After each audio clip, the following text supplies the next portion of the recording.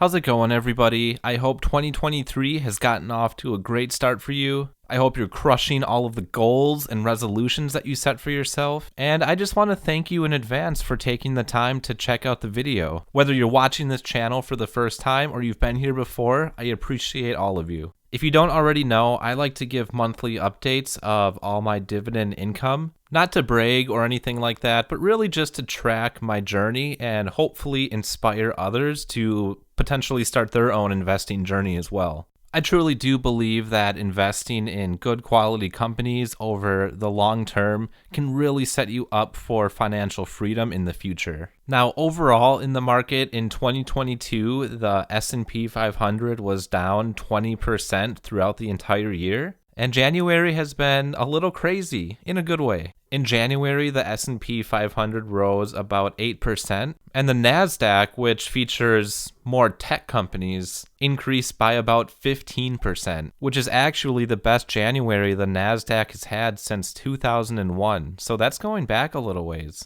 And if we hop into my portfolio, the same has held true for the most part. Over the past month, there were various sectors that performed pretty well and some that didn't. Most notably, the tech pie that I have here in my portfolio, that was up about 18%. A lot of the other ones that increased were up between 3 to 5%, so nothing too crazy. And the worst performing pie was actually healthcare. And in my healthcare pie, I have companies like Johnson & Johnson, Procter & Gamble, Eli Lilly. A pretty rough January for these companies. And then going into the tech pie, pretty good month for Apple. Asana had a good month. And especially Tesla, up 75% over a 1-month period. Now, while that is great, it still doesn't disguise the fact that tech got absolutely demolished in 2022. And if you were to set the viewpoint of the portfolio over a year, it paints a totally different story. It shows that tech has actually performed the worst, down over 14%, and a sector like energy performed the best at about 18%. So if you are a newer investor and you started last year in 2022, don't get discouraged by all the negative returns so far. If you have a longer horizon, history says that you're going to be okay, especially if you invest in good quality companies that continue to increase their share price,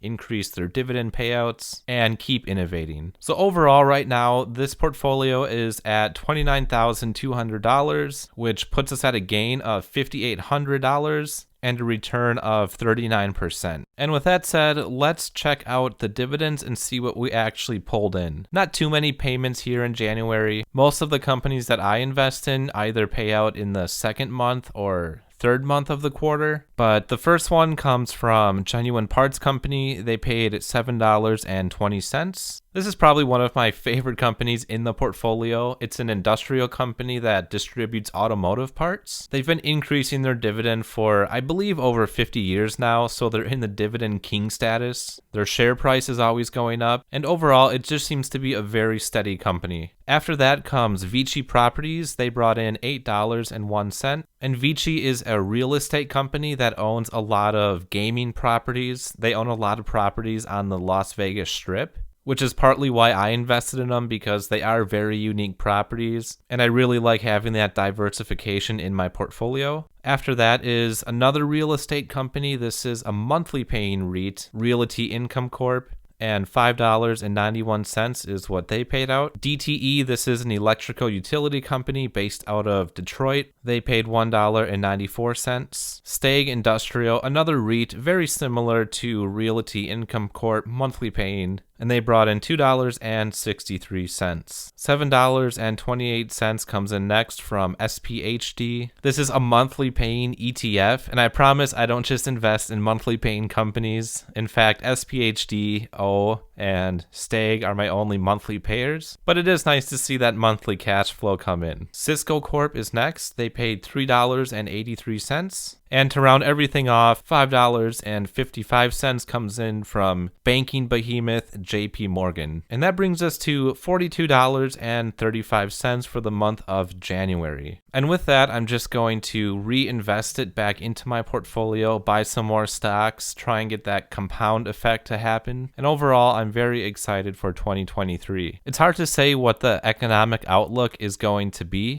To me, it seems a little weird right now. The Fed is still increasing their interest rates. Just recently, they increased it 25 basis points. And I don't believe they're expected to pivot anytime soon, so perhaps later this year they'll start to pivot and actually decrease interest rates. But overall, I do expect a little bit of volatility going forward for the next 3 to 6 months. Anyway, that is going to wrap up the video. Thank you so much for taking the time to check it out. If you did enjoy it, please hit that like button and also consider subscribing. Take it easy. I'll catch you in the next one.